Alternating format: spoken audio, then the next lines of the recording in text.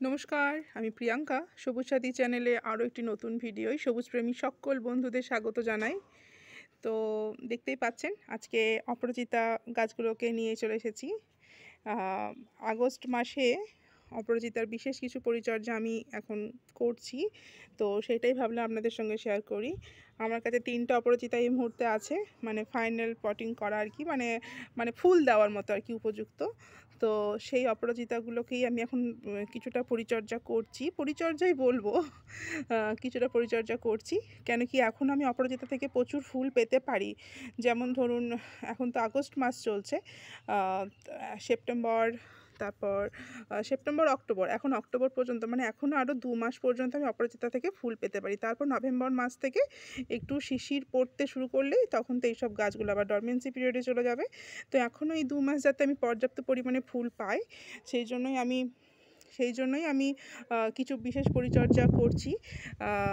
তো আর বকবক না করে বলি, যেটা প্রথমেই করছি, আমার ছাদ বাগানে প্রচুর লতানো গাছ জানেন তো। যেমন দেখুন, ওই যে একটা দূরে দেখায়, ওই যে দেখছেন যেটা লতিয়ে আছে, ওটা হচ্ছে প্যাশন ফ্লাওয়ার, ওটা একটা আছে। তারপর বুদ্ধ জুঁই আছে, তারপর আরও একটা লতানো জুঁই আছে, তারপরে আরও আছে বেশ কিছু লতানো গাছ আছে, সেই নিয়ে পরে একটা ভিডিও করব কী কী লতানো গাছ আছে। আর এই যে এই 3টে অপরাজিতা, এইগুলোও না লতিয়েছিল। তো মানে কি বলবো, মানে আমি ঠিকঠাক করে গুছিয়ে উঠতে পারছিলাম না। যখন লতাচ্ছে তখন প্রচণ্ড পরিমাণে, মানে এত বেশি ঝাড় হয়ে যাচ্ছে, খাবার দিলে এত বেশি লতিয়ে উঠছে ওরা, যে ওদেরকে আর মানে কি বলবো, ধরে রাখা যাচ্ছিল না, এরকম ব্যাপার। তো আমি ভাবছি ওদের একটু কেটে ছেটে একটু ছোট করে একটু মানে ঝাঁকড়া করে, মানে একটু ঝাঁকুর ঝুঁকুর শেপে আমি আনতে চাইছিলাম, উপরন্তু যাতে পর্যাপ্ত পরিমাণে প্রচুর পরিমাণে ফুলও পেতে পারি।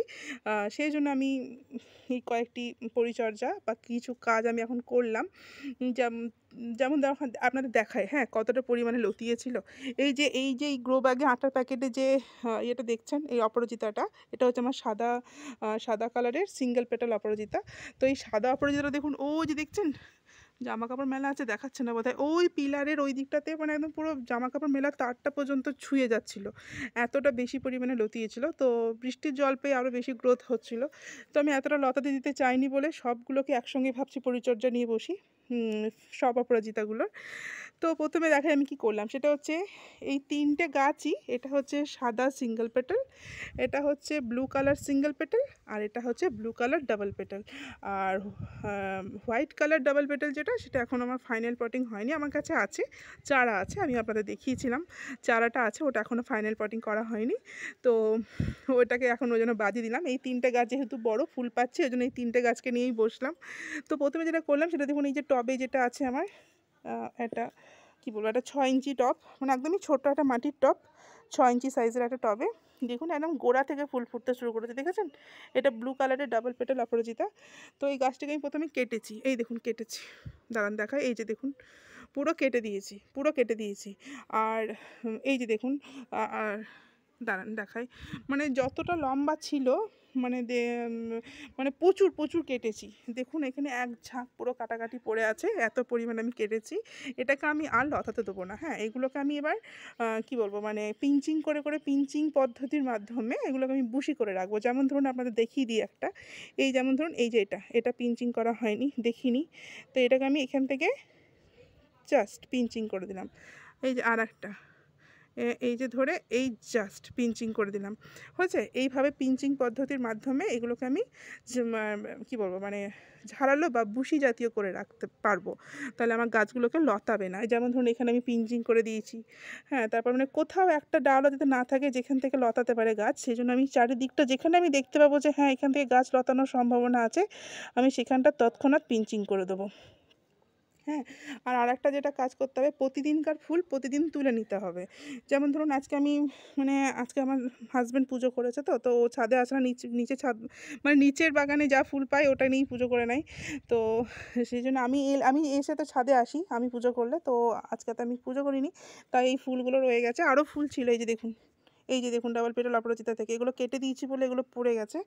তো এখন আর ফুলটা তুলে লাভ নেই, কাল সকালে এসে আমি আবার এই ফুলগুলো তুলে নেবো।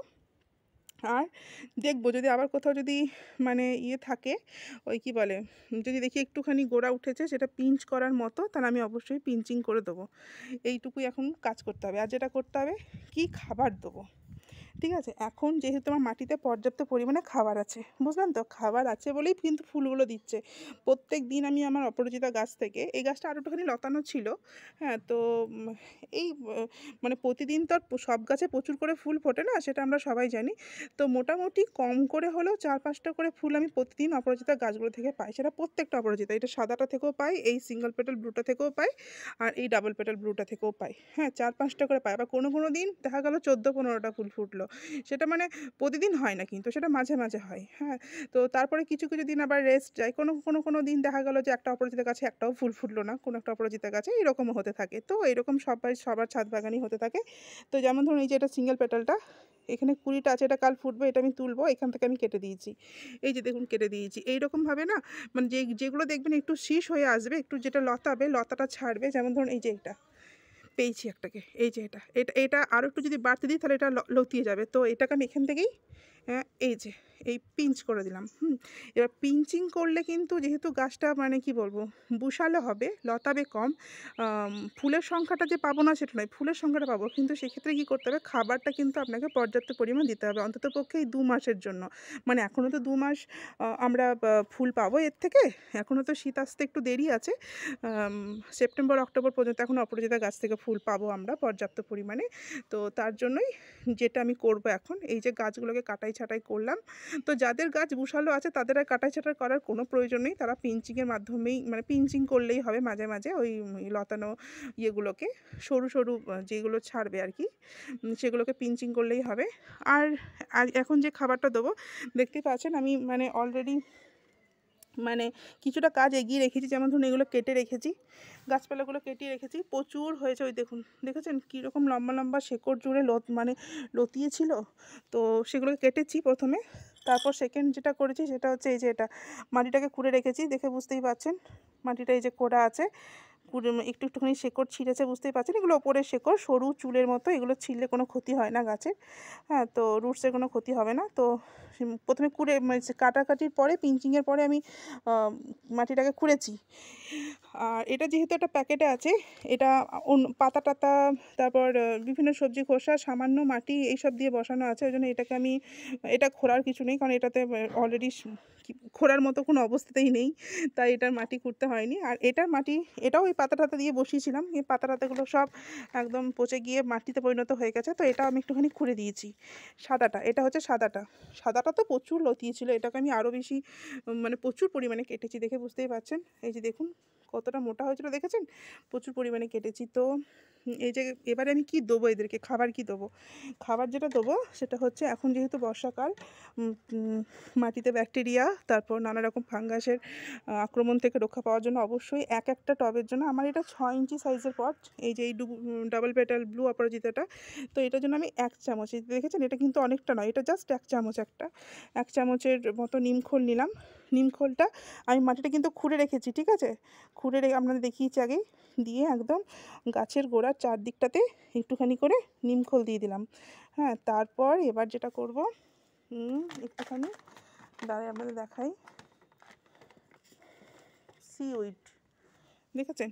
এই সিউইডটাও নিয়েছি আমি ১ চামচ মতো, দেখুন এই যে ১ চামচ মতো, বুঝতে পারছেন আশা করি।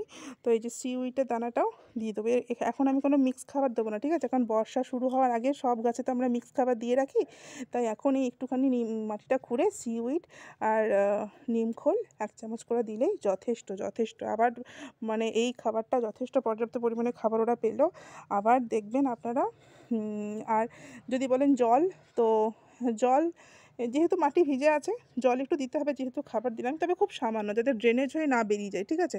কেন কি এক্ষুনি তো খাবার দিলাম, আবার দেখা যাবে বৃষ্টি পড়ছে, তো সবসময় জল অত না দিলেও চলবে। এখন বর্ষাকালে গাছ খাবার দেওয়ার পরে বেশি জল দেওয়ার দরকার নেই, সামান্য একটুখানি জল দেবো। এই মুহূর্তে আমার কাছে জলটা আনা নেই, আর নাহলে আমরা দেখাতাম। আমি জাস্ট ১ কাপ মতো জল দেবো, যাতে জলটা মানে মাটির মধ্যেই থেকে যায়, ড্রেনেজ হয়ে যাতে না বেরিয়ে যায়, ঠিক আছে? আর যেটা করব, যেহেতু জলটা সামান্য পরিমাণে দিচ্ছি, আমি একটা বালতির মধ্যে ফাঙ্গিসাইড জলগুলো এটাকে স্নান করে দেবো। যেহেতু আমি গাছগুলো মোটা ডালগুলো কেটেছি, আমি তো প্রথমবার করছি এটা, তার জন্য অনেকটা মোটা হয়ে গেছিলো। দেখুন এই মোটা ডালগুলো কেটেছি, এগুলো তো আলাদা করে ফাঙ্গিসাইড ব্রাশ দিয়ে লাগালেও হতো, কিন্তু আমি ব্রাশ দিয়ে লাগাচ্ছি না, আমি এটাকে স্নানই করে দেবো। শুধু এটাকে না, এই 3টে গাছকে আমি এখন ফাঙ্গিসাইড জলে স্নান করে দেবো।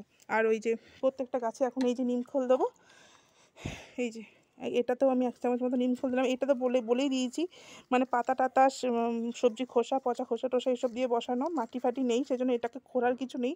আমি এর ওপরে একটুখানি নিমখোল দিলাম, হাত দিয়ে একটুখানি নিচের দিকে করে দেবো যাতে নিচের দিকে পড়ে যায়, যাতে পোকা টোকা না লাগে। আর একটুখানি সিউইডও দেবো, এটাতেও একটুখানি সিউইড দেবো। সিউইডটা না ভীষণ ভালো কাজ করে। সবসময় যে আপনাকে মিক্স খাবার দিতে হবে তা কিন্তু না, মাঝে মাঝে এই সিউইড বা যে কোনো রকম দানা মাইক্রোনিউট্রিয়েন্ট জাতীয় আপনারা খাবার রাখবেন, তাহলে কি বলুন তো, সবসময় মিক্স খাবার না দিলেও চলবে।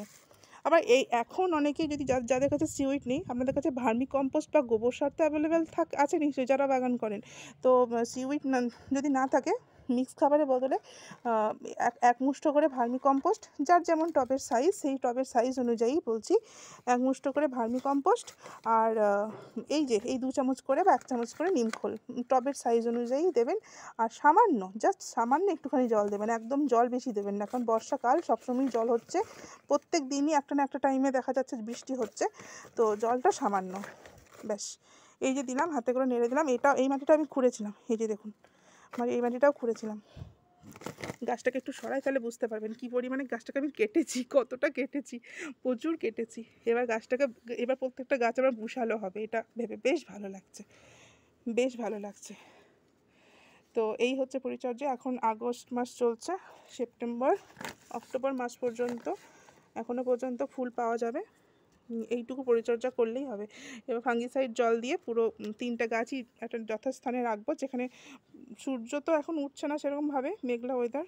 তো যখনই সূর্য উঠবে, পর্যাপ্ত পরিমাণ সূর্যের আলোটা পাবে, সূর্যের আলো ছাড়া এইসব গাছ আবার হয় না ঠিকঠাক, পর্যাপ্ত পরিমাণে সূর্যের আলো আর সেরকম একটা জায়গায় রাখতে হবে। তো তারপর এখন আমি একটুখানি করে 1 কাপ করে জল আর ফাঙ্গিসাইডগুলো জল, এই দুটো আমার এই মুহূর্তে রেডি নেই, রেডি করে দিয়ে দেবো। তো দিতে হবে, সেটা আমি বলে দিলাম আপনাদের, ঠিক আছে? দেবো এক্ষুনি। এই ফুলটার সাইজটা কি বিশাল বড় হয়েছে না? খুব বড় হয়েছে, ভীষণ বড় হয়েছে। আর একটাও আছে, এই যে দেখুন, ভীষণ বড় হয়েছে। তবে ফুলগুলো না প্রতিদিন তুলে নেওয়াটা উচিত। এই মানে গাছ বুশালো করতে গেলে, অপরাজিতা গাছ বুশালো করতে গেলে ফুল রাখবে, সেখান থেকে আবার সিডস তৈরি হবে, এরকম করতে দিলে হবে না। সিডস তো একদমই করতে দেওয়া যাবে না। মানে কি, সিডস হলেই মানে ও সিডসের পিছনেই সমস্ত শক্তিটা দিয়ে দেবে, দিয়ে ব্যাস, তখন আর ফুল আসতে চাইবে না। তো একদমই গাছের মধ্যে যেন কোনো সিডস তৈরি না হয় সেটা লক্ষ্য রাখতে হবে। আর ঘন ঘন পিঞ্চিং করতে হবে, তাহলেই। এই যে দেখুন, এখানটা পিঞ্চিং করাই আছে, আমি দেখছি তাও পিঞ্চিং করতে হবে নাকি, না করতে হবে না, পিঞ্চিং করাই আছে। এইভাবেই গাছ বেশ পুষালো হবে এবং আমরা পর্যাপ্ত পরিমাণে ফুল পাবো এখনও আরও অক্টোবর মাস পর্যন্ত। তো ভিডিওটা কেমন লাগলো জানাবেন, যদি ভালো লেগে থাকে তাহলে অবশ্যই লাইক করে দেবেন। আর এরকম নতুন ভিডিও পাওয়ার জন্য আমার চ্যানেলটা অবশ্যই সাবস্ক্রাইব করে দেবেন। আজকে এই পর্যন্তই, ভালো থাকবেন সবাই, নমস্কার।